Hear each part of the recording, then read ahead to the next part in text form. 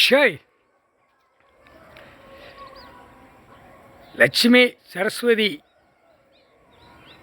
பார்வதி, நாங்கள் 3 பேரும் எலுமிச்சம்பழம் கனியை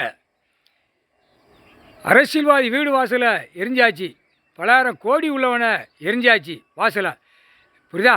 வார்டில் இருக்கிறவனையும் எரிஞ்சாச்சு. கைலாசத்துலேருந்தே எரிதார், திரிசூலத்தை விடுதார். நாங்கள் எலுமிச்சம்பழம் கனி வாசலை பூரா அவன் வீட்டில் போய் தானே முங்கி போகிறான், வீட்டில் போய் தானே ஆடுதான், வீட்டில் போய் தானே எல்லா உலக நாடு அந்த வாசலை மிதித்து போய் பூமியை அழிக்க ஓடுதான்ல.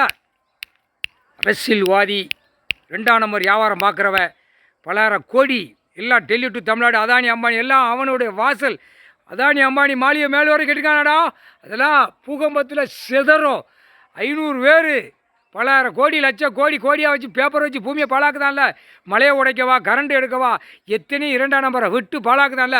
அவனுடைய வாசலில் எலுமிச்சம்பழம் கனியை எரிஞ்சிட்டோம்டா. திரிசூலத்தில் வீசுதார்.